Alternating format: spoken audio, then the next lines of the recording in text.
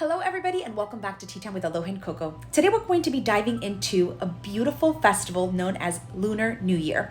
This is a tradition for Chinese cultures and it marks the passage of the harvest season and celebrates the coming of spring. Today we're going to be reading a book and we're going to be doing a craft all in honor of Lunar New Year. So let's dive into the book. As you can see, it's called Lunar New Year and it was illustrated by Alina Chow and written by Hannah Elliott. Let's dive in.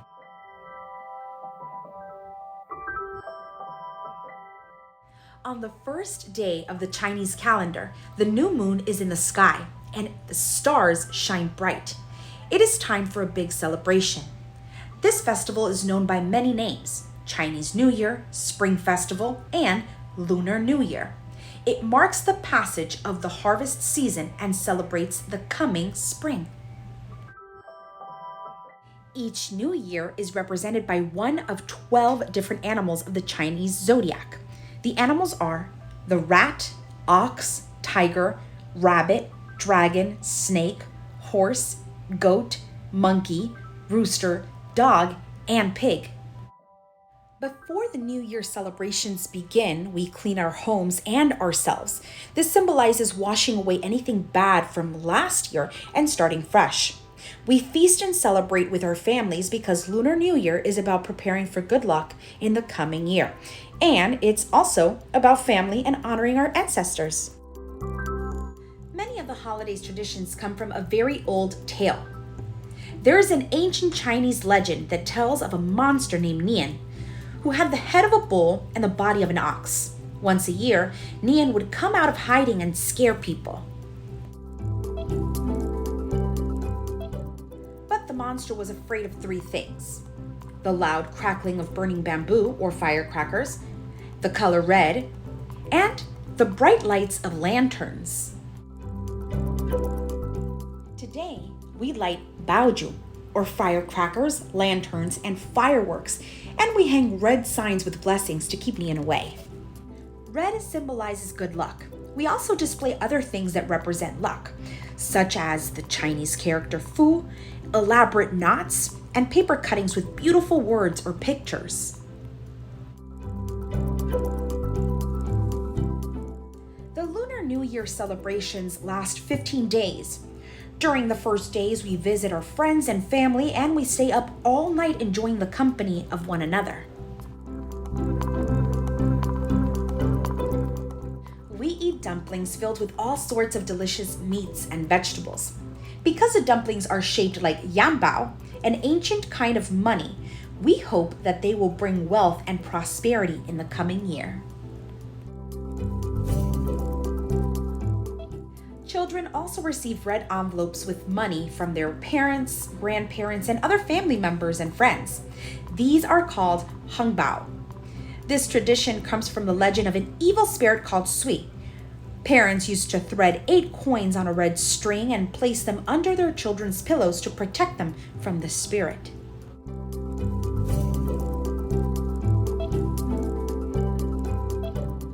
On the 15th night, the full moon returns to the sky and we honor the end of Lunar New Year with the Lantern Festival. We celebrate with parades led by people dressed as dragons and lions. These animals bring us good fortune and luck. And we gather once more with our friends and family to eat sticky rice balls. This special food is round like the full moon, and it reminds us to live the new year in harmony and happiness.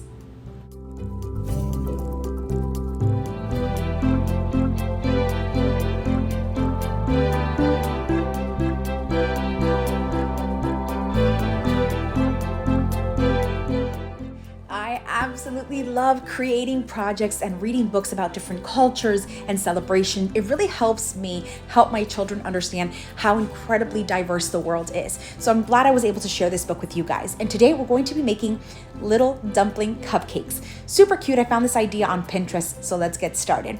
You're going to need some food markers. You can find them at Hobby Lobby or Michael's, cupcakes that you can either make yourself or purchase already made like I did, and you're going to need some meringue or merenguitos as we Cubans call it.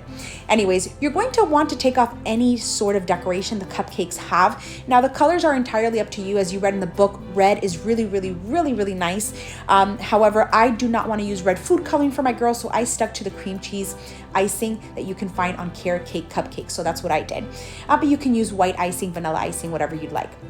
Next, you're going to take some merenguitos or some meringue. You can find these at Publix. If you don't have these at your local grocery store, you can always just purchase them online. You're going to want to take the little meringues or merenguitos, and you're going to add some little eyes and a little mouth. You can use these markers for this. I will tell you though, the markers kind of embed the merenguitos and it kind of goes in. It's almost like if you get hot glue and you put it on foam, kind of seeps through. That's what's kind of happening with the little markers, but you can still manage. We tried things like little sprinkles and Nutella, but I don't think we got the best outcome. So for now, my suggestion is go with the markers and hopefully it turns out good for you guys. Otherwise, you can use like a little piping, the little gel bags you can also find at your local supermarket. That may work too. So we added cute little cheeks, little blush cheeks, little eyes and a little mouth, and it was as simple as that. You can add little eyelashes if you want. You can get really creative with them. But I just added a little eye, little sets of eyes, a little mouth, and little cheeks. And then I handed it off to my daughter so they can create their very own little dumpling faces. After that, all you have to do is just place the little dumpling all the way at the top of the cupcake. And there you have it, the cutest and yummiest little cupcake for Lunar New Year.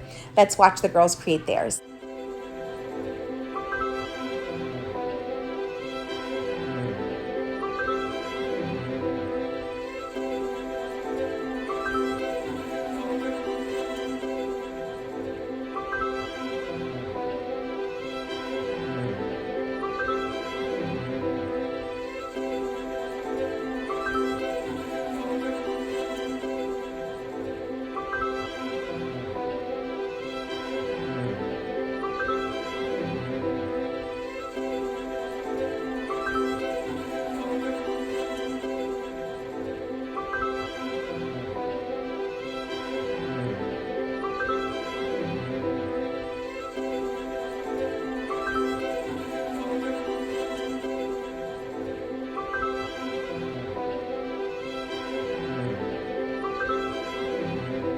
So guys, I hope you enjoyed the book and I hope you enjoyed the food craft.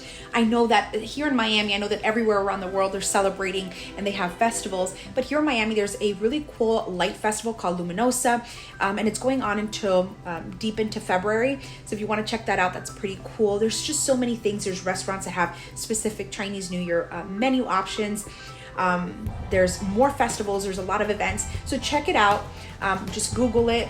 You know, Chinese New Year, Lunar New Year celebrations going on in my hometown or whatever the case, and you'll find so many. There's so many incredible things to do to truly honor Lunar New Year and get your children to learn about different cultures and what they do.